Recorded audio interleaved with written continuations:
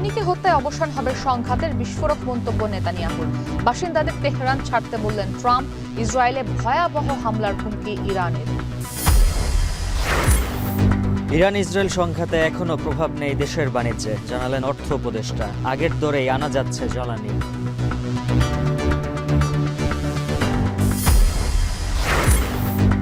ঐকমত্য কমিশনের বৈঠকে যোগ দেয়নি জামায়াত।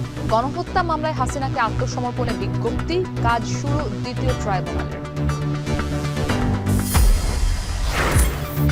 মেয়র হিসেবে সভার পর দিনে উল্টো সুর ইশরাকের। শপথ না নেওয়া পর্যন্ত আনুষ্ঠানিক দায়িত্ব নয়, প্রশাসক নিয়োগে ৯/৬-এর অভিযোগ। এবং ডেঙ্গুর নতুন হটস্পট কুমিল্লায়। চট্টগ্রামে বাড়ছে করোনা আক্রান্তের সংখ্যা। রাজধানীর শিক্ষা প্রতিষ্ঠানে মশার বিস্তার রোধে নেই কার্যক্রম।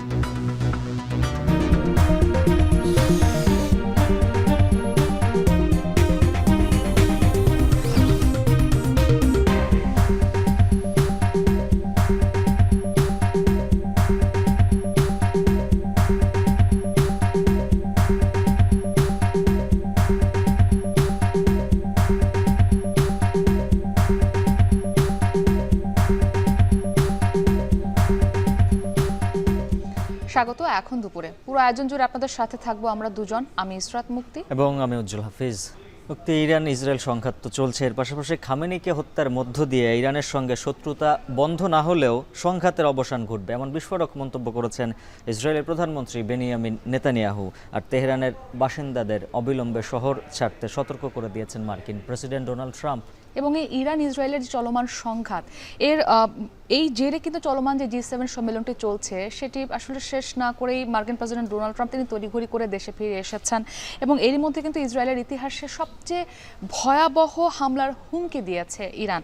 এবং আরেকটু যদি বলি, সংঘাতের 5 দিন হয়ে গেছে এবং 5 দিন পর ইসরায়েলের প্রতি নিন্দা জানিয়েছে 21টি মুসলিম রাষ্ট্র। এ বিষয়ে সহকর্মী তানভীর জনির একটি প্রতিবেদন রয়েছে, আমরা দেখে আসবো।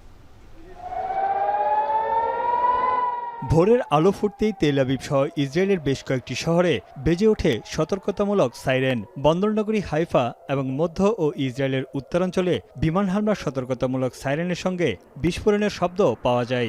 ইরানের বেশ কয়েকটি ক্ষেপণাস্ত্র প্রতিহত করার দাবি করেছে ইসরায়েল। এছাড়া ইরানের বিপ্লবী গার্ডের জ্যেষ্ঠ কমান্ডার আলী সাদমানিকে হত্যার দাবি করেছে তেল আবিব। তিনি দেশটির সর্বোচ্চ নেতা আয়াতুল্লাহ আলী খামেনির ঘনিষ্ঠ ছিলেন বলে জানা গেছে। জবাবে রাজধানী তেহরান সহ ইরানের বেশ কয়েকটি শহরে তীব্র বোমাবর্ষণ শুরু করে ইসরায়েল। নাতাঞ্জ পারমাণবিক স্থাপনার কাছে একটি ইসরায়েলি ড্রোন গুলি করে ভূপাতিত করার দাবি করেছে তেহরান। এছাড়া নিজেদের আকাশসীমা বন্ধের সময়সীমা বাড়িয়েছে ইরান।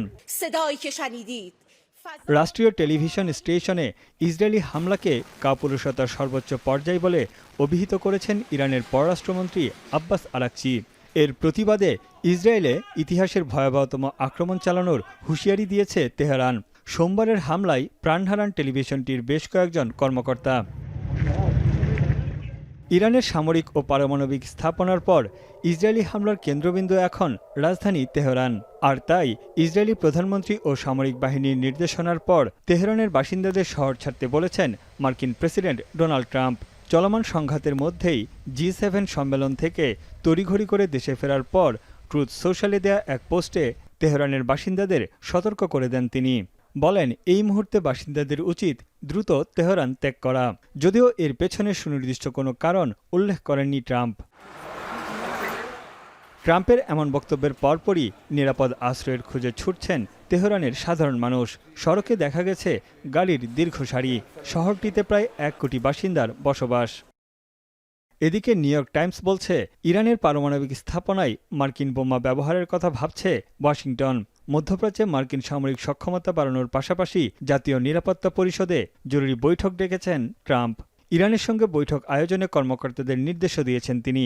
তবে G7 সম্মেলন থেকে তড়িঘড়ি করে ফিরে আসার সঙ্গে মধ্যপ্রাচ্য সংঘাতের কোনো সম্পর্ক নেই বলে নিশ্চিত করেছেন মার্কিন প্রেসিডেন্ট।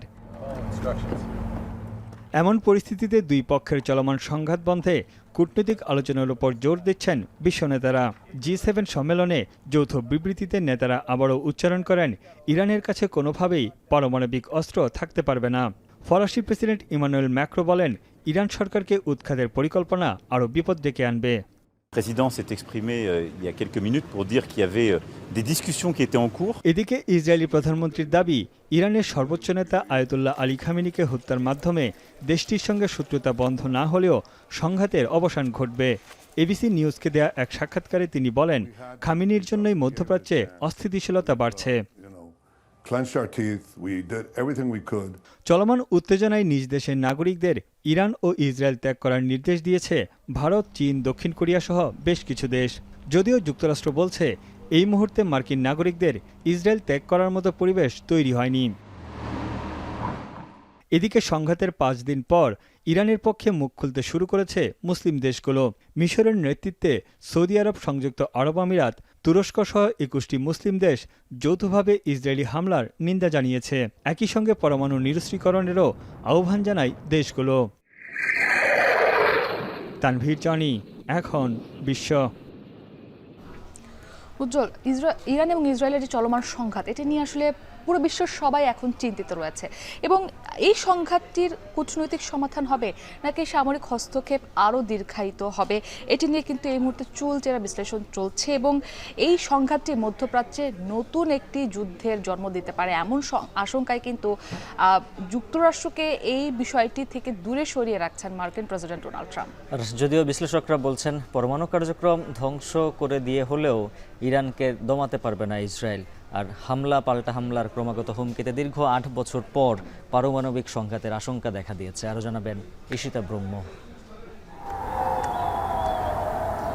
ইরান ইসরায়েল সংঘাতের 1 সপ্তাহ হতে চলল। 5 দিন ধরে একটানা বিমান, বোমা, ড্রোন আর মিসাইল দিয়ে চলছে হামলা পাল্টা হামলা। সংঘাতের শেষ কোথায় তা নিয়েও দেখা দিয়েছে নানা প্রশ্ন। দুই দেশই পুরোদমে সংঘাত চালিয়ে যাচ্ছে। যুক্তরাষ্ট্র ইসরায়েলকে সমর্থন করে বরাবরের মতোই ইরানের বিরোধিতা করছে, কিন্তু সরাসরি এই যুদ্ধে না জড়িয়ে নিয়েছে কৌশলগত এক অবস্থান। সামরিক হস্তক্ষেপের মধ্য দিয়ে যতটুকু আদায় করে নেওয়া যায় সে বিষয়ে ইসরায়েলকে চাপ দিচ্ছেন ট্রাম্প। ইসরায়েলের সামরিক সূত্রের বরাত দিয়ে মার্কিন সংবাদ মাধ্যম CNN এর বিশ্লেষণ বলছে, ইসলামিক প্রজাতন্ত্রের পরমাণু আর ব্যালিস্টিক মিসাইলের হুমকি পুরোদমে শেষ করে দিতে চায় তেল আবিব। হুমকি মোকাবিলায় সামরিক চাপ কতদিন অব্যাহত থাকবে তার কোনো নিশ্চয়তা নেই। যদিও ইসরায়েলের সামরিক বাহিনী বরাবরই যুক্তরাষ্ট্রের ওপর নির্ভরশীল, কিন্তু সাম্প্রতিক সময়ে মধ্যপ্রাচ্যে আরেকটি যুদ্ধ শুরু হতে দিতে না চাওয়া যুক্তরাষ্ট্রের ওপর ভরসা করতে পারছে না তেল আবিব। সূত্র বলছে, যুদ্ধে সম্পৃক্ত হওয়া নিয়ে ট্রাম্প প্রশাসনের সঙ্গে আলোচনা হয়েছে ইসরায়েলের, কিন্তু ডোনাল্ড ট্রাম্প সংঘাত থেকে নিরাপদ দূরত্ব বজায় রেখেছেন। বিশ্লেষণ বলছে, ইরানের পরমাণু বিজ্ঞানী ইউরেনিয়াম সমৃদ্ধকরণ কেন্দ্র ধ্বংস করে ফেললেও দেশটির পরমাণু সক্ষমতা এখনও পশ্চিমাদের ধারণার বাইরে। ফোর্দোর মতো কোনো পরমাণু কেন্দ্রের অবস্থান মাটির গভীরে। যুক্তরাষ্ট্রের সামরিক সহায়তা, আগ্নেয়াস্ত্র ছাড়া ইসরায়েল যত চেষ্টাই করুক, যুদ্ধ দীর্ঘায়িত করলেও ইরানের দীর্ঘমেয়াদী ক্ষতি করতে পারবে না তারা। এমন সত্য উপলব্ধি করতে না পেরে মধ্যপ্রাচ্যে আরও একটি দীর্ঘমেয়াদী যুদ্ধের জন্ম দিচ্ছেন বেনিয়ামিন নেতানিয়াহু, এমনটাও মনে করছেন অনেকে। ইসরায়েল বরাবরই বলে আসছিল, ইরান যেন পরমাণু অস্ত্র তৈরি করতে না পারে, সেই সতর্কবার্তা হিসেবে প্রথম হামলা চালিয়েছিল তেল আবিব। কিন্তু মধ্যপ্রাচ্যের নতুন এই সংঘাত মোড় নিয়েছে অন্যদিকে। 13 জুন শুরু হওয়া এই সংঘাতের পর পরমাণু শক্তিধর সব দেশই আত্মরক্ষার জন্য পরমাণু অস্ত্র ব্যবহারের কথা বলছে। কোনো দেশ ইরানকে সমর্থনের জন্য ইসরায়েলের বিরুদ্ধে নিউক্লিয়ার ওয়েপন ব্যবহারের হুমকি দিচ্ছে। এতে করে দ্বিতীয় বিশ্বযুদ্ধের পর প্রথমবারের মতো বিশ্বে তৈরি হয়েছে আরও একটি পরমাণু যুদ্ধের শঙ্কা। ঈশিতা ব্রহ্ম, এখন বিশ্ব। এদিকে ইরান ইসরায়েল যুদ্ধ পরিস্থিতি পর্যবেক্ষণে রেখে আমদানি বিষয়ে সরকারের প্রস্তুতির কথা জানিয়ে অর্থ উপদেষ্টা বলেছেন, আপাতত বাণিজ্যে এই সংঘাতের কোনো প্রভাব নেই। আগের দরে জ্বালানি সহ প্রয়োজনীয় পণ্য আমদানি হচ্ছে। সকালে সচিবালয়ে ক্রয় সংক্রান্ত কমিটির বৈঠক শেষে এ কথা জানান অর্থ উপদেষ্টা ডক্টর সালেহ উদ্দিন। বিশ্ব জ্বালানির আধার মধ্যপ্রাচ্য এখন উত্তপ্ত ইরান ইসরায়েল যুদ্ধ পরিস্থিতিতে, যেখানে নতুন উদ্বেগের কারণ হয়ে উঠেছে পারস্য উপসাগর আর ওমান সাগরকে সংযোগ করা 34 কিলোমিটারের এই হরমুজ প্রণালী। বিশ্ব বাণিজ্যের এই রুটে বছরে শুধু 3 ভাগের 1 ভাগ জ্বালানি পরিবহন হয় না। তেল সমৃদ্ধ ইরাক, ইরান, সৌদি আরব, ইয়েমেন কিংবা ওমানের জ্বালানি তেল সরবরাহের প্রধান রুট এটি। 2019 সালের এক হিসাব, ওই বছরে একদিনেই এই প্রণালী দিয়ে পরিবহন করা হয়েছিল প্রায় 2 কোটি ব্যারেল খনিজ তেল। ইসরায়েলের ব্যাপক আক্রমণের পর যখন তেল আবিবে পাল্টা আক্রমণ চালাচ্ছে ইরান, তখন যুদ্ধের অংশ হিসাবে এই প্রণালীও বন্ধের হুমকি দিয়েছে ইরান। এমন অবস্থায় জ্বালানি তেলের দাম বাড়ার যে শঙ্কা, সেখানে কি করবে বাংলাদেশ, এ নিয়ে প্রশ্ন করা হয় অর্থ উপদেষ্টাকে। ইরাকের যুদ্ধে আমরা একটা অবজার্ভ করছি, আমরা দেখছি ইমিডিয়েটলি কিছুটা বেড়েছে, বাট এখন আমাদের যেগুলোতে আমরা অলরেডি অর্ডার প্লেস করেছি ওটা এফেক্ট করে নাই। আমরা অবজার্ভ করছি যে এই যে গ্যাস প্রাইস বা এলএনজি প্রাইস যদি বেড়ে যায়, এটা উইল টেক কেয়ার হবে। আজকে যেটা দিলাম ওটা ওল্ড প্রাইসে ওরা কোট করেছে, ভাগ্য ভালো যে ওই প্রাইসে আমরা পাবো। অর্থ উপদেষ্টা বলেন, যেহেতু এই প্রণালী বিশ্ব বাণিজ্যের জন্য গুরুত্বপূর্ণ, সেহেতু এই যুদ্ধ পরিস্থিতির দিকেই নজর রাখছে সরকার। আমরা তো এলএনজির উপর ডিপেন্ড করি বেশি, এবং ইভেন শুধু যুদ্ধ তো শুধু এনার্জি প্রাইস না, আমার সার যেগুলো আসবে, আপনি জানেন বেশিরভাগ জাহাজ আসে কোন দিক থেকে, যে হরমুজ প্রণালী আসে সেটা এফেক্ট করতে পারে। আমার মনে হয় এই জিনিসটা বেশি দিন চলবে না। মঙ্গলবারের সরকারি ক্রয় সংক্রান্ত সভায় জ্বালানি ও সার বিষয়ে কয়েকটি প্রস্তাবের অনুমোদন দেওয়া হয়েছে বলে উল্লেখ করেন অর্থ উপদেষ্টা। আজহার লিমন, এখন, ঢাকা। জুলাই আগস্ট গণহত্যার মামলায় শেখ হাসিনা ও আসাদুজ্জামান খান কামালকে 24 জুন আত্মসমর্পণের নির্দেশ দিয়ে পত্রিকায় বিজ্ঞপ্তি জারি করেছেন ট্রাইব্যুনাল। বিজ্ঞপ্তিতে বলা হয়, ওই দিন হাজির না হলে তাদের অনুপস্থিতিতে বিচার কাজ চলবে। এদিকে যাত্রা শুরু করেছে আন্তর্জাতিক অপরাধ ট্রাইব্যুনাল 2। এদিন অ্যাটর্নি জেনারেল ও চিফ প্রসিকিউটর বলেন, গণহত্যার বিচার হবে আন্তর্জাতিক মানদণ্ড মেনে। আরও জানাচ্ছেন রাব্বি হোসেন। নৃশংস হত্যাযজ্ঞ শেষে একটি গণঅভ্যুত্থানের পর এখন দেশের মানুষ তাকিয়ে গণহত্যার বিচারের। জুলাই আগস্ট নৃশংস হত্যাযজ্ঞের 11 মাসের মাথায় যাত্রা শুরু হলো আন্তর্জাতিক অপরাধ ট্রাইব্যুনাল 2-এর কার্যক্রম। মঙ্গলবার প্রথমবারের মতো এজলাসে বসেন 3 বিচারপতি। রীতি অনুযায়ী এদিন তাদের দেয়া হয় সংবর্ধনা। সংবর্ধনায় অ্যাটর্নি জেনারেল আসাদুজ্জামান বলেন, গণহত্যার বিচারের প্রত্যাশা পূরণের পাশাপাশি বিচারের মান নিয়ে যেন কেউ প্রশ্ন তুলতে না পারে তা নিশ্চিত করতে হবে। এই ন্যায় বিচার প্রতিষ্ঠা হলেই বাংলাদেশের ইতিহাসে আর যাতে কেউ ক্ষমতায় টিকে থাকার জন্য দিনের ভোট রাতে করতে সাহস না করে, সে যেই হোক, সেই আলোর পথ দেখানোর জন্য হলেও আন্তর্জাতিক মানদণ্ডে এই ন্যায় বিচার প্রতিষ্ঠা করা প্রয়োজন। এ সময় চিফ প্রসিকিউটর বলেন, বাংলাদেশে আর কখনো যেন গুম বিচার বহির্ভূত হত্যাকাণ্ড না ঘটে, সে কারণে গত 16 বছরে ঘটে যাওয়া সব অপরাধের বিচার করতে হবে। বাংলাদেশে গত 15 বা 15.5 বছরে যে ধরনের গুমের কালচার তৈরি করা হয়েছিল, যে ভিন্ন মত, সরকারের সমালোচনা অথবা সরকারের জন্য কেউ যদি চ্যালেঞ্জ হয়ে উঠত, তাকে প্রথমে সার্ভেইলেন্সের মধ্যে রেখে তাকে গুম করা হতো, তাকে বছরের পর বছর আটকে রাখা হতো বিনা বিচারে, পরিবারকে কোনো তথ্য না দিয়ে তাদেরকে টর্চার করা হতো। সংবর্ধনায় ট্রাইব্যুনাল 2-এর চেয়ারম্যান বলেন, আমাদের হুমকি দিয়ে সন্ত্রাসী কার্যক্রম পরিচালনা করে ন্যায় বিচার থেকে সরানো যাবে না। দুটো ট্রাইব্যুনালে দেয়া হবে যাতে একই সাথে অনেকগুলো মামলার বিচার প্রক্রিয়া এগিয়ে নেওয়া যায়, এবং সেই প্রত্যাশা থেকেই আজকে এটার যাত্রা শুরু হয়ে গেল। ইনশাল্লাহ আগামী দিনে বিচারের অগ্রগতি দেশবাসী এবং জাতি দেখতে পাবে। এদিকে জুলাই আগস্ট গণহত্যার মামলায় শেখ হাসিনা ও আসাদুজ্জামান কামালকে 24 জুন আত্মসমর্পণের নির্দেশ দিয়ে পত্রিকায় বিজ্ঞপ্তি জারি করেছেন ট্রাইব্যুনাল। বিজ্ঞপ্তিতে বলা হয়, ওই দিন হাজির না হলে তাদের অনুপস্থিতিতে বিচার কাজ সম্পন্ন করা হবে। রাব্বি হোসেন, এখন, ঢাকা। জাতীয় নির্বাচনের সময় ঠিক করা নিয়ে যে আলোচনা হয়েছে তাতে সবার মধ্যে স্বস্তি ফিরে এসেছে বলে মনে করেন বিএনপির স্থায়ী কমিটির সদস্য আমির খসরু মাহমুদ চৌধুরী। সকালে গুলশানে বিএনপি চেয়ারপারসনের কার্যালয়ে বাংলাদেশে নিযুক্ত ব্রাজিলের রাষ্ট্রদূতের সাথে সাক্ষাৎ শেষে সাংবাদিকদের তিনি একথা বলেন। এ সময় তিনি আরও বলেন, জাতীয় স্বার্থে এবং রাজনৈতিক সংস্কৃতি বদলাতে কাজ করছে বিএনপি। মতভেদ থাকলেও ভিন্ন রাজনৈতিক দলের প্রতি আস্থা রাখতে হবে বলেও মনে করেন তিনি। বলেন, আন্তর্জাতিক পরিস্থিতির সাথে বাংলাদেশের নির্বাচনের কোনো সম্পর্ক নেই। নির্বাচন নিয়ে কোনো ধরনের অস্থিরতা কাম্য নয়। বাংলাদেশ গণতন্ত্রের পথে এগিয়ে যাচ্ছে বলেও উল্লেখ করেন তিনি।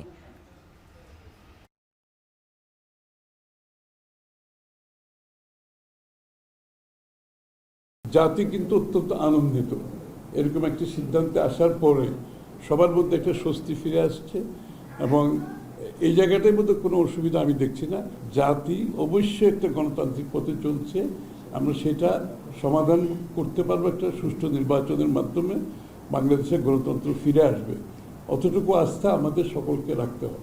আন্তর্জাতিক পরিস্থিতির সাথে আমাদের নির্বাচনের তো কোনো সম্পর্ক নেই, নির্বাচন তো আমাদের অভ্যন্তরীণ ব্যাপার। মেয়র হিসেবে সোমবার নগর ভবনে বর্জ্য ব্যবস্থাপনা বিভাগের কর্মকর্তা কর্মচারীদের সাথে বৈঠকের পরদিনেই বিএনপি নেতা ইশরাক হোসেন বললেন, শপথ নেয়ার আগে আনুষ্ঠানিকভাবে দায়িত্ব নেবেন না তিনি। সকালে নগর ভবনের সামনে সমর্থকদের অবস্থান কর্মসূচিতে যোগ দিয়ে তিনি স্থানীয় সরকার উপদেষ্টার বিরুদ্ধে দুর্নীতির অভিযোগ তদন্তে দুদকের প্রতি আহ্বান জানান। বিস্তারিত সিউল আহমেদের প্রতিবেদনে। সোমবার নগর ভবনের কনফারেন্স রুমে ডিএসসিসি কর্মকর্তাদের সঙ্গে সভা করেন বিএনপি নেতা ইশরাক হোসেন, যা ছিল নগর ভবনে তার প্রথম সভা। সেই সভার ব্যানারে ইশরাক হোসেনের নামের সঙ্গে লেখা ছিল মাননীয় মেয়র। এ ঘটনায় সামাজিক যোগাযোগ মাধ্যমে আলোচনা সমালোচনার ঝড় ওঠে। ইশরাক হোসেনকে ঢাকা দক্ষিণ সিটি কর্পোরেশনের মেয়রের দায়িত্ব দেওয়ার দাবিতে ঈদের আগে টানা 18 দিন ও ঈদের পর আবারও আন্দোলনে তার সমর্থকরা। আন্দোলনের এক পর্যায়ে নিজেকে জনতার মেয়র হিসেবেও ঘোষণা দিয়েছিলেন তিনি। মঙ্গলবারও মেয়রের দায়িত্ব বুঝিয়ে দেওয়ার দাবিতে অবস্থান কর্মসূচি অব্যাহত রাখে ইশরাক হোসেনের সমর্থকেরা। সকাল থেকে রাজধানীর বিভিন্ন এলাকা থেকে মিছিল এসে জড়ো হতে থাকে নগর ভবনে। এ সময় তারা তথ্য উপদেষ্টা মাহফুজ আলম ও স্থানীয় সরকার মন্ত্রণালয়ের উপদেষ্টা আসিফ মাহমুদের পদত্যাগ দাবি করেন। এখন যারা আছে তারা বাণিজ্য করতেছে এবং তারা কি অল্প পানির মাছ বেশি পানিতে পড়ে গেছে। এই নগর ভবনে ইশরাককে এই মেয়র পদে বসাই দিয়া অফিস করার জন্য আমরা এই আন্দোলনে নামছি। স্থানীয় সরকার মন্ত্রণালয় যদি ওনাকে পারমিটটা না করে তাহলে আমরা তো আসলে এই উপদেষ্টাদের পদত্যাগই আমরা দাবি করি। যদি দুই উপদেষ্টা পদত্যাগ না করে আমরা আন্দোলন চালিয়ে যাব। এই দুই উপদেষ্টা জনগণের রায় এবং আদালতের রায়কে অবমাননা করেছে, দৃষ্টতা দেখিয়েছে। বেলা 12টার দিকে নগর ভবনে আসেন বিএনপি নেতা ইশরাক হোসেন। এ সময় তিনি গণমাধ্যমের উদ্দেশ্যে লিখিত বক্তব্য পাঠ করেন। পরে সোমবারের সভা নিয়ে সাংবাদিকদের প্রশ্নের জবাবে ইশরাক হোসেন বলেন, শপথ পাঠ না করানো পর্যন্ত মেয়র হিসেবে আনুষ্ঠানিক দায়িত্ব পালন করবেন না। জরুরি সেবা এবং পরবর্তীতে আমাদের সিদ্ধান্ত হয়েছে যে দৈনন্দিন সেবা অর্থাৎ জন্ম মৃত্যু নিবন্ধন সার্টিফিকেট এই বিষয়গুলা যাতে চলমান থাকে সেটিকে নিশ্চিত করার জন্য পর্যায়ক্রমে এটার সাথে যারা যুক্ত রয়েছে ওয়ার্ড সচিবরা তাদের সাথে আমরা বৈঠক করে তাদেরকে দিক নির্দেশনা দিচ্ছি। এটি আমি করছি, কিন্তু অফিসিয়ালি মেয়র হিসেবে দায়িত্ব নেওয়ার জন্যে স্থানীয় সরকার যে আইন রয়েছে 2009 সালে গৃহীত এবং 2010 সালে তার বিধিমালা গৃহীত হয়, সেই অনুযায়ী অবশ্যই শপথ গ্রহণ অনুষ্ঠানটি আয়োজন করতে হবে। বিশ্বাস করেন যদি ওইটা না থাকতো আমি এতদিন আমি মেয়রের পদবি নিয়ে আমি বসে থাকতাম। এ সময় উপদেষ্টা আসিফ মাহমুদের বিরুদ্ধে দুর্নীতির অভিযোগ করেন ইশরাক হোসেন। এসব অভিযোগ খতিয়ে দেখতে দুদককে আহ্বান জানান তিনি। মূলত স্থানীয় সরকার উপদেষ্টা রাজনৈতিক ও আর্থিক অন্যায়ভাবে লাভবান হওয়ার জন্য তার পছন্দের একজন ব্যক্তিকে প্রশাসক নিয়োগ করে আর্থিক ও রাজনৈতিকভাবে ফায়দা লোটার চেষ্টা করছেন। আমি দুর্নীতি দমন কমিশনকে আহ্বান জানাতে চাই, আপনারা এখানে আসুন, এসে এখানে যতদিন এই আসিফ মাহমুদ সজীব ভুঁইয়া অফিস করেছে কি কি দুর্নীতি করে দিয়েছে তার সমস্ত কিছু আপনারা তদন্ত করে তার বিরুদ্ধে প্রয়োজনীয় ব্যবস্থা নিন। সুরাহা না হওয়া পর্যন্ত এ আন্দোলন থামবে না বলেও হুঁশিয়ারি দেন ইশরাক হোসেন। এখান থেকে পেছনে ফেরে আসার কোনো রাস্তা আপনারাই খোলা রাখেন নাই।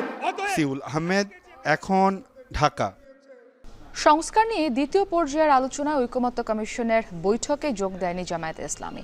এদিকে আগামী মাসে জুলাই সনদ ঘোষণায় কমিশন সংকল্পবদ্ধ বলে মন্তব্য করেছেন অধ্যাপক আলী রিয়াজ। সকালে রাজধানীর ফরেন সার্ভিস একাডেমিতে সূচনা বক্তব্যে জাতীয় ঐকমত্য কমিশনের সহ সভাপতি অধ্যাপক আলী রিয়াজ আরও বলেন, ঐকমত্যে পৌঁছাতে সব দল আন্তরিকভাবে সহযোগিতা করছে। দলগুলো জাতীয় ও রাষ্ট্রীয় স্বার্থে ছাড় দিলে ঐকমত্যে আসা সম্ভব হবে বলেও জানান তিনি। উল্লেখ্য, পূর্বের অসমাপ্ত আলোচনা, সংবিধানের 70 অনুচ্ছেদ, স্থায়ী কমিটির সভাপতি নির্বাচন, নারী প্রতিনিধিত্ব, প্রধান বিচারপতি নিয়োগ সহ বেশ কিছু অমীমাংসিত বিষয়ে আলোচনা হবে বৈঠকে। সামগ্রিকভাবে বিভিন্ন বিষয়ে একমতে আসতে পারি। আমি আবারও বলি যে সব বিষয়ে হয়তো আমরা একমত হব না, কিন্তু তারপরেও আমাদের লক্ষ্য হচ্ছে জাতি এবং রাষ্ট্রের স্বার্থে যেন আমরা খানিকটা হলেও ছাড় দিয়ে এক জায়গায় আসতে পারি, সেই চেষ্টাটা আপনাদের দিক থেকে আমি লক্ষ্য করেছি।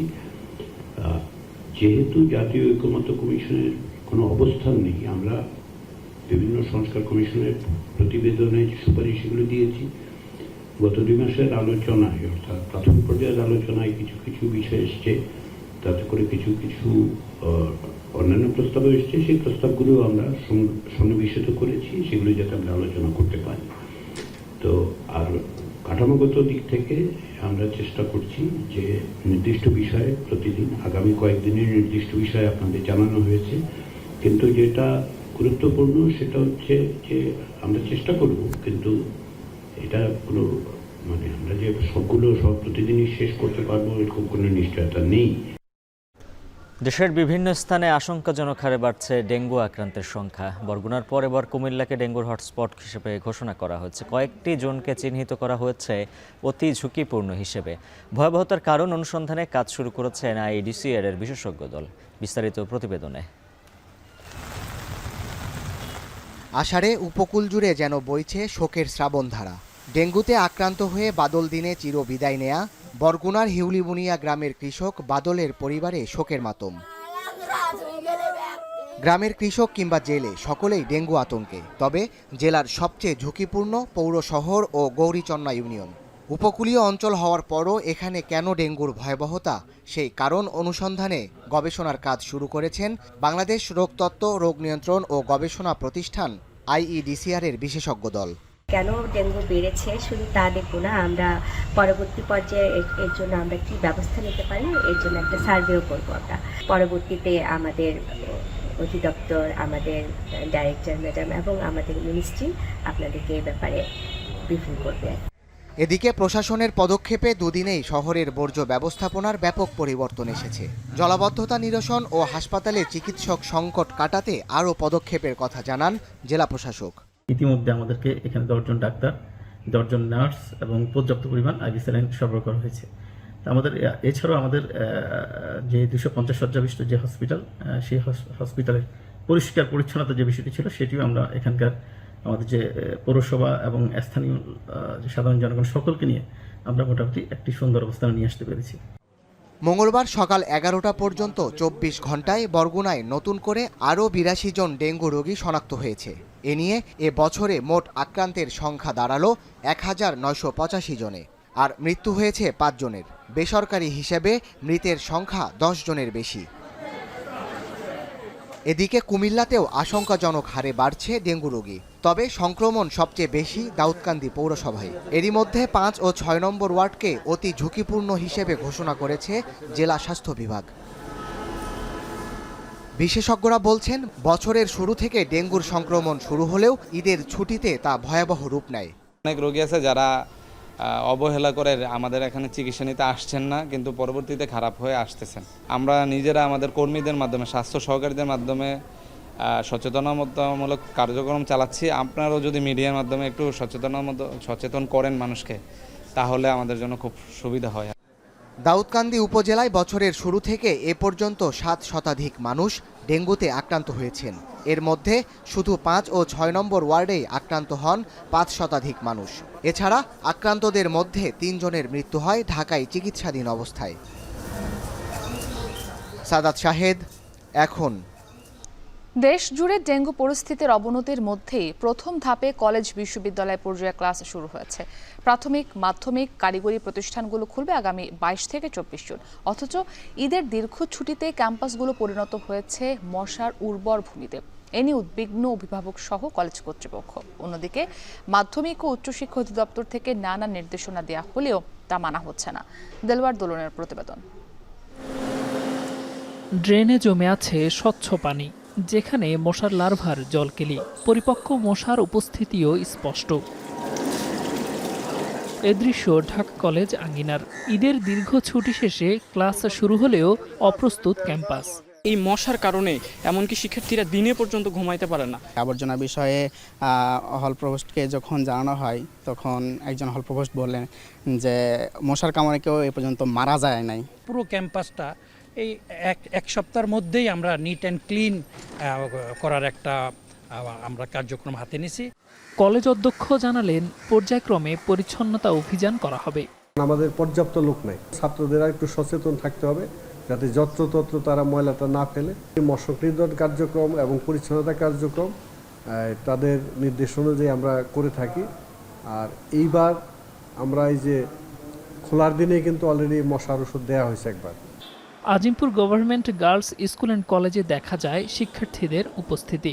ডেঙ্গুর প্রাদুর্ভাবের মধ্যে 22 জুন শুরু হচ্ছে স্কুল পর্যায়ের ক্লাস, জানিয়ে উদ্বিগ্ন খোদ কলেজ অধ্যক্ষ। এই সময়টা প্রতি বছরই খারাপ যায়। সিটি কর্পোরেশনকে আমরা অনুরোধ করেছি তারা যেন আমাদেরকে এই ব্যাপারে প্রয়োজনীয় ব্যবস্থা নেয়, বিশেষ করে তারা মশক নিধনে তাদের যে সুযোগ আছে সেটা যেন ব্যবহার করে। এরই মধ্যে দেশ জুড়ে ডেঙ্গু পরিস্থিতির অবনতি হওয়ায় সব শিক্ষা প্রতিষ্ঠানে সতর্কতামূলক ব্যবস্থা জোরদার করতে বিশেষ নির্দেশনা দিয়েছে মাউসি। ডেঙ্গু প্রতিরোধে সচেতনতামূলক ক্যাম্পেইন সহ করোনা প্রতিরোধে 5টি স্বাস্থ্যবিধি মানার নির্দেশনাও দেওয়া হয়েছে। বছরের সবচেয়ে উষ্ণ মাস এপ্রিল হলেও চলতি বছরের এপ্রিল থেকে থেমে থেমে বৃষ্টি ছিল। অন্যদিকে মে মাসে বৃষ্টি হয়েছে স্বাভাবিকের চেয়ে 63% বেশি। জুনে তাপপ্রবাহ থাকলেও অনেক স্থানে বৃষ্টি হচ্ছে, যা এডিসের বিস্তারে সহায়ক বলছেন গবেষকেরা। দীর্ঘ ঈদ ছুটির কারণে অনেক জায়গাতেই এখন বাড়িতে মানুষজন কম থাকার কারণে এডিস মশার প্রজনন আমরা এখন অনেক বেশি পাচ্ছি। যে বছর এডিস মশার কারণে ডেঙ্গু এবং চিকুনগুনিয়ার প্রকোপ বাড়ার একটি সম্ভাবনা আছে। চলতি জুন মাসের প্রথম 15 দিন যত রোগী মশাবাহিত এ রোগে আক্রান্ত হয়েছেন তা আগের মাসের আক্রান্তের প্রায় সমান। হাসপাতালে ভর্তি ডেঙ্গু আক্রান্ত রোগীদের দেখা যাচ্ছে নতুন নতুন উপসর্গ। অনেকের আছে দেখা যাচ্ছে র্যাশ হচ্ছে কিন্তু গায়ে লাগাচ্ছে না বা প্রাথমিক পর্যায়ে আসছে না ডাক্তারের। তার পরবর্তী দেখা যায় যে তার ব্লিডিং ম্যানিফেস্টেশন হতে পারে, তার নাক দিয়ে রক্ত পড়তে পারে, তার কালো পায়খানা হতে পারে। এই জিনিসগুলো হচ্ছে তাদের জন্য অ্যালার্মিং সাইন। দেশে এখন পর্যন্ত ডেঙ্গুতে মোট আক্রান্তের 23% ঢাকার 2 সিটিতে, বাকি আক্রান্তরা ঢাকার বাইরের। দেলোয়ার দোলন, এখন ঢাকা।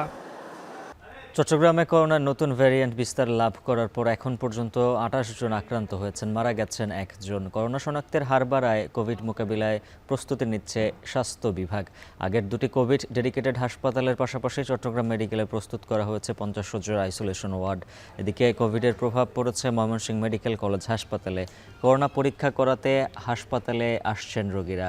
করোনা রোগীদের জন্য চালু করা হয়েছে আলাদা ওয়ার্ড। এখন পর্যন্ত 26 জনের নমুনা পরীক্ষায় 5 জনের করোনা শনাক্ত হয়েছে।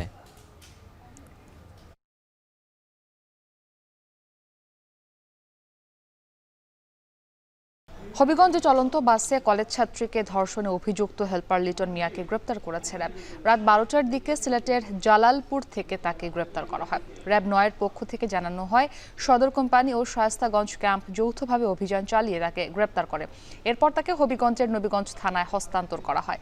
এই ঘটনায় আরেক অভিযুক্ত মা এন্টারপ্রাইজ বাসের চালক সাব্বিরকে ঘটনার পরপরই স্থানীয় জনতা হাতে নাতে আটক করে সেনাবাহিনীর কাছে সোপর্দ করে। এর আগে গেল রোববার রাতে নবীগঞ্জ শেরপুর আঞ্চলিক সড়কে চালক ও তার সহকারীর বিরুদ্ধে চলন্ত বাসে কলেজ ছাত্রীকে ধর্ষণের অভিযোগ ওঠে।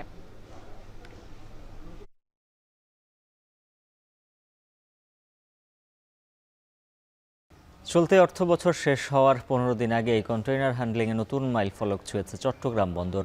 জুলাই আন্দোলন, বন্যাসহ নানা প্রতিকূলতার মধ্যেও 15 জুন পর্যন্ত রেকর্ড 31,71,779টি ইউএস কন্টেইনার হ্যান্ডলিং করেছে দেশের প্রধান এই সমুদ্র বন্দর, যা গেল বছরের চেয়ে প্রায় 7.5% বেশি। আরও জানাচ্ছেন হাজেরা শিউলি। মধ্যপ্রাচ্য সংকট, ইউক্রেন রাশিয়া যুদ্ধ ও ডলার সংকটে গেল 2 বছরে দেশের আমদানি রপ্তানি বাণিজ্য ছিল স্থবির, যার নেতিবাচক প্রভাব পড়ে বন্দরের অর্জনেও। চলতি অর্থ বছরেও জুলাই আন্দোলন, ইন্টারনেট শাটডাউন, বন্যা, কাস্টমস কর্মকর্তাদের কর্মবিরতি, পরিবহন শ্রমিকদের ধর্মঘট সহ নানা চ্যালেঞ্জ মোকাবিলা করতে হয় বন্দরকে। তবে প্রবাসী আয় ও রফতানি আয়ের উপর ভর করে অনেকটাই ঘুরে দাঁড়িয়েছে দেশের অর্থনীতি। সবকিছু ছাপিয়ে সব সংস্থার সমন্বিত প্রচেষ্টা এবং বন্দরের কিছু সাহসী সিদ্ধান্তে প্রবৃদ্ধি ধরে রেখেছে চট্টগ্রাম বন্দর। অর্থ বছর শেষ হওয়ার 15 দিন আগেই গেল বছরের রেকর্ড ছাড়িয়ে চলতি অর্থ বছরের 15 জুন পর্যন্ত 31,71,000 টিএস কন্টেইনার হ্যান্ডলিং করেছে বন্দর। বছর শেষে কন্টেইনার হ্যান্ডলিংয়ের নতুন মাইলফলক ছোঁয়ার প্রত্যাশা কর্তৃপক্ষের। কন্টেইনার অপারেটিং সিস্টেম আধুনিকায়ন, অটোমেশন সুবিধা সহ বন্দর ব্যবহারকারীদের সহযোগিতায় এই সাফল্য বলে মনে করছেন সংশ্লিষ্টরা। যন্ত্রপাতির স্বল্পতা কাটিয়ে উঠলে আগামীতে বিশ্বের বুকে চট্টগ্রাম বন্দর হবে মডেল পোর্ট। বন্দর তো সবসময় আমাদেরকে সাপোর্ট করছে, কোনো রকমের সমস্যা ছিল না, কিন্তু দীর্ঘ বন্ধের সময় আমরা যে সমস্যাটা হয়তো ভেবেছিলাম যে লেবার সংকট হতে পারে, হয়নি।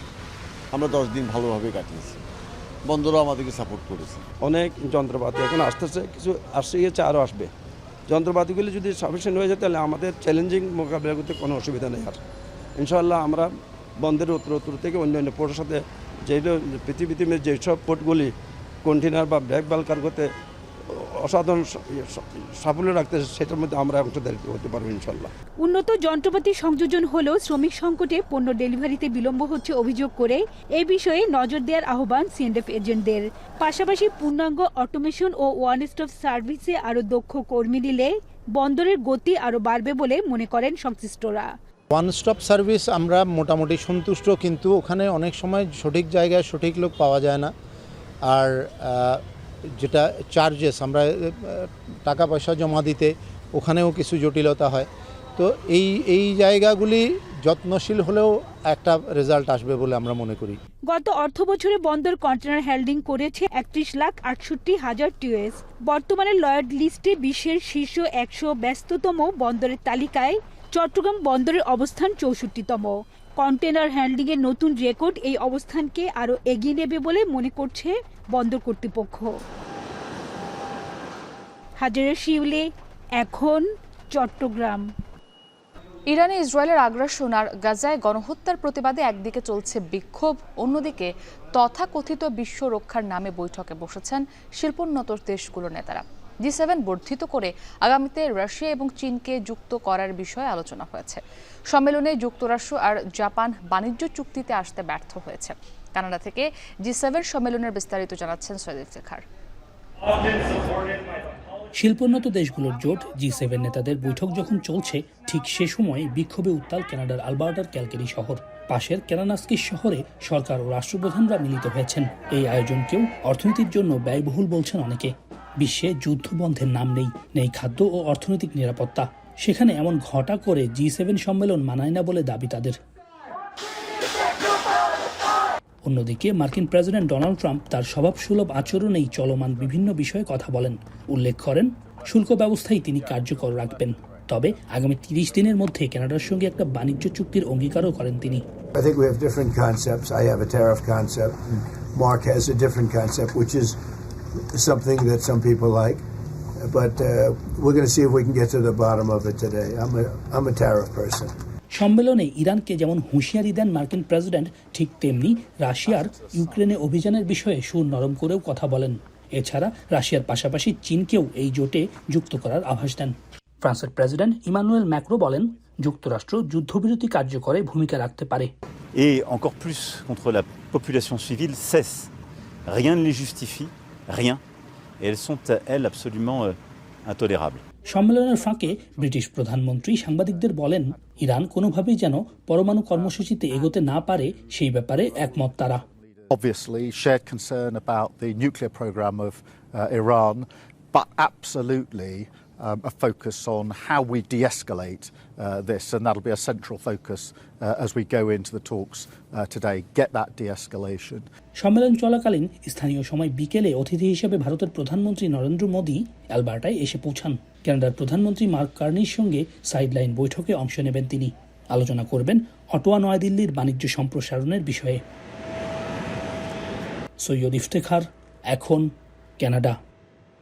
আইসিসি নারী বিশ্বকাপে বাংলাদেশের প্রথম ম্যাচ পাকিস্তানের বিপক্ষে 2 অক্টোবরে। বছর সেপ্টেম্বর-অক্টোবরে ভারত ও শ্রীলঙ্কায় অনুষ্ঠিত হতে যায় এই আসরের ম্যাচগুলো হবে রাউন্ড রবিন লিগ পদ্ধতিতে। প্রতিটি দল খেলবে 7টি করে ম্যাচ। আগামী 30 সেপ্টেম্বর বেঙ্গালুরুতে ভারত শ্রীলঙ্কা ম্যাচ দিয়ে পর্দা উঠবে নারী বিশ্বকাপের। 7 অক্টোবর গুয়াহাটিতে আসরের দ্বিতীয় ম্যাচ ইংল্যান্ডের মুখোমুখি হবেন নিগার সুলতানারা। 10, 13, 16 অক্টোবর পরের 3 ম্যাচে নিউজিল্যান্ড, দক্ষিণ আফ্রিকা, অস্ট্রেলিয়ার বিপক্ষে মাঠে নামবে বাংলাদেশ। 20 অক্টোবর শ্রীলঙ্কা ও 26 অক্টোবর ভারতের বিপক্ষে শেষ ম্যাচটি খেলবে টাইগ্রেসরা। লিগ পর্বের শীর্ষ 4 দল খেলবে সেমিফাইনাল। পাকিস্তান সবকটি ম্যাচই খেলবে কলম্বোতে। দলটি সেরা 4-এ জায়গা করে নিলে প্রথম সেমিফাইনালে হবে কলম্বোতে, নয়তো গুয়াহাটিতে। দ্বিতীয় সেমিফাইনাল বেঙ্গালুরুতে। পাকিস্তান ফাইনালে উঠলে চ্যাম্পিয়ন হবে নির্ধারিত হবে কলম্বোতে, না হলে শিরোপার লড়াই হবে ভারতের বেঙ্গালুরুতেই।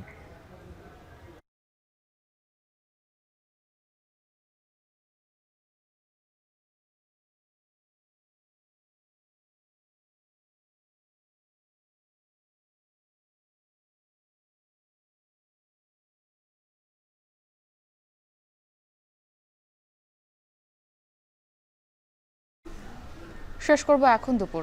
শিরোনামগুলো জানিয়ে দিচ্ছে আরও একবার।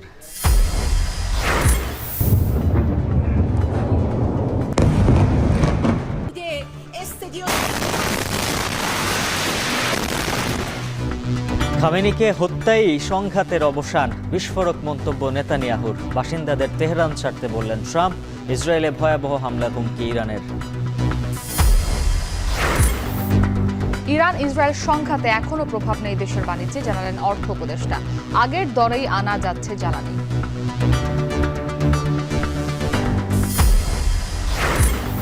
আস্থা ভোট ও অর্থ বিলে ঐকমত্যে সব দল, যুক্ত হবে জুলাই সনদে, বলছে বিএনপি। গণহত্যা মামলায় শেখ হাসিনাকে আত্মসমর্পণে বিজ্ঞপ্তি।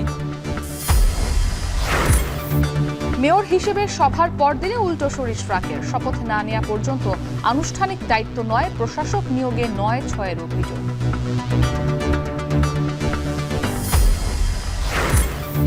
ডেঙ্গুর নতুন হটস্পট কুমিল্লা। চট্টগ্রামে বাড়ছে করোনা আক্রান্তের সংখ্যা। রাজধানীর শিক্ষা প্রতিষ্ঠানে মশার বিস্তার রোধে নেই কার্যক্রম। এই ছিল এখন দুপুরে। এখন টেলিভিশন ওয়েবসাইটে দেখতে ভিজিট করুন এখন.টিভি। ফেসবুকে দেখুন facebook.com/tv.এখন আর ইউটিউবে দেখুন youtube.com/c/echontv।